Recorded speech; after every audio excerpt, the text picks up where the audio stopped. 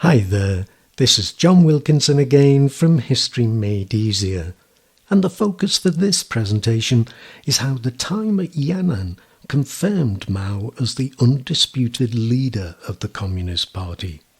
Indeed, how it was the Yan'an years that began the cult of Mao, because it was the myth of the Long March and the Yan'an spirit that gave Mao almost godlike status. In the autumn of 1938, Mao restructured the party so as to ensure he could keep a firm grip on it. Mao became chairman of both the Politburo and its secretariat, which governed the party when the Politburo was not meeting. And Mao was also given the final word if the secretariat was divided on anything.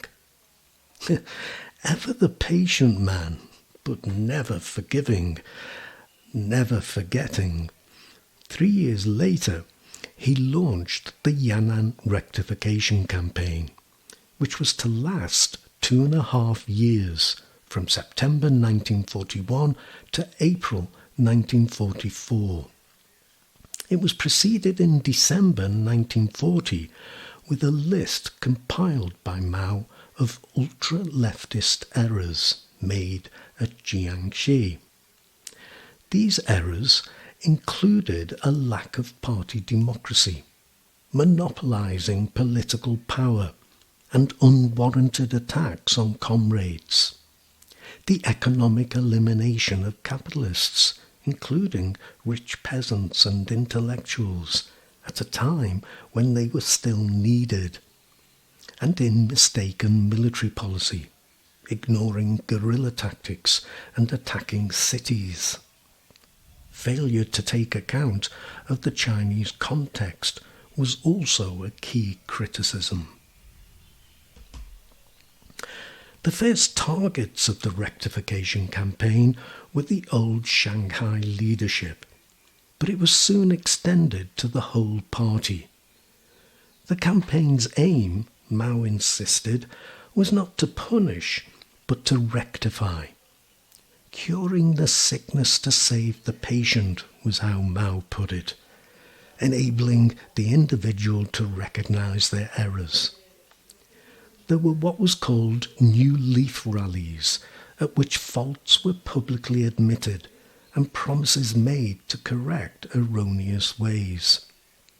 In a ploy that would be used again in the 100 Flowers campaign when in power, Mao encouraged a questioning approach.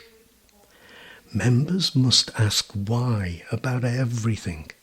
They certainly must not follow blindly, he said. Yet, at the same time, he insisted on uniformity of thought, submission to central leadership. This is what we call democratic centralism. In this way, erroneous thinking was uncovered and the culprits cured.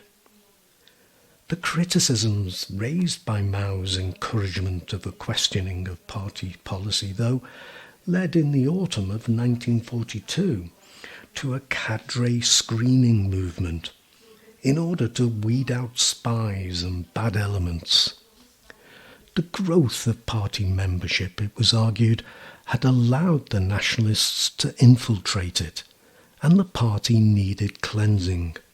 So, anyone voicing dissent, a tolerance of unorthodox elements, a lack of enthusiasm for the rectification campaign, or having relatives in the Kuomintang, were all weeded out.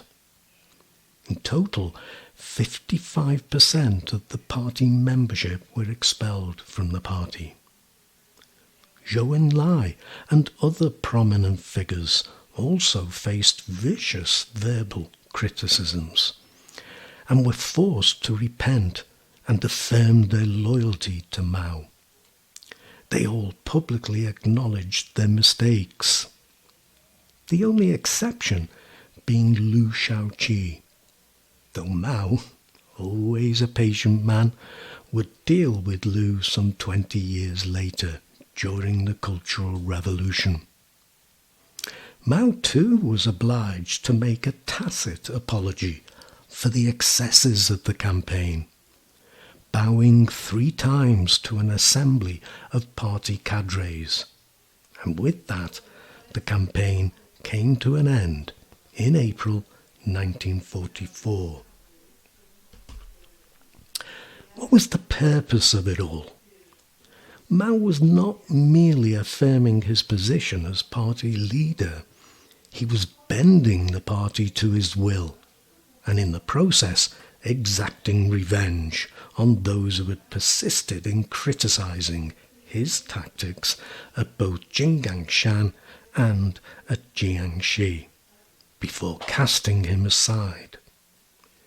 Fear, he felt, was a very useful tool that leaders would ignore at their peril. To do all this, though, he needed to have the party confirm that he had been right all along. He also wanted to weed out non-socialists. The party had grown rapidly, 20-fold in the first 3 years at Yan'an. And though Mao had wanted it to do so for his anti-Japanese coalition, not all the patriots who had joined were interested in socialism. When the campaign ended, he was the unquestioned leader of the party. Henceforth, anyone else's position in the party, and all too frequently their lives, depended on their relationship with Mao, their leader. And this brings us to the cult of Mao, which began as soon as he had consolidated his leadership. In June 1937, the new CCP weekly newspaper, Jin Fein, or Liberation, published his picture for the first time, showing his face illuminated by the rays of the sun, traditionally associated in China with emperor worship. 6 months later, the first collection of his writings were published in Shanghai. Lin Biao, who had been with Mao since the Jinggangshan Soviet and would develop his cult to new heights in the Cultural Revolution, referred to his genius in leadership. Soon an array of superlatives would be attached to him: most qualified, most talented, most authoritative, most creative. Mao began to set himself apart from lesser mortals. He never visited anyone. People would visit him. What drove the cult, though, and silenced any rumbling doubts, was news in November 1942 that the Soviet Union had stopped the Nazi juggernaut at Stalingrad and was now driving it back. Thoughts turned to the likely end of the war, which meant for China the defeat of the Japanese, and most likely renewed conflict with the nationalists.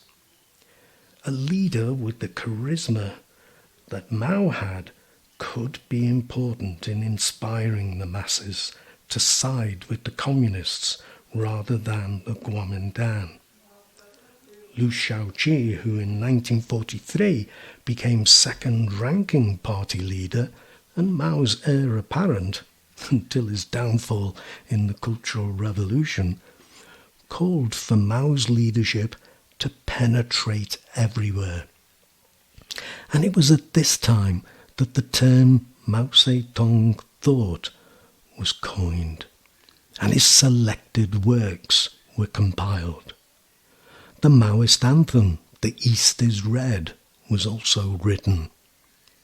Throughout communist-controlled areas, Mao's portrait was painted on village walls and public buildings. Schools were named after him, and young school children were taught to chant, "We are all Chairman Mao's good little children." Mao was hailed as China's star of salvation, another link between the emperor and the heavens. And in the spring of 1944, he was invited to symbolically plant the first grains of millet. Emperors in past ages had ploughed the first furrow.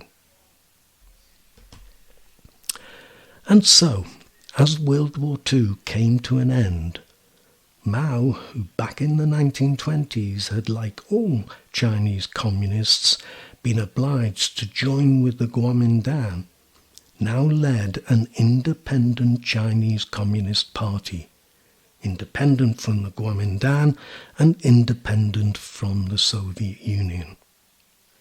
So I hope this was useful for you. Don't forget, if you're interested in tutorials, get your parents to contact me at historymadeeasier@gmail.com and we'll see if we can sort something out. But for now, let me thank you for listening and wish you the very best of luck in your studies. Cheers.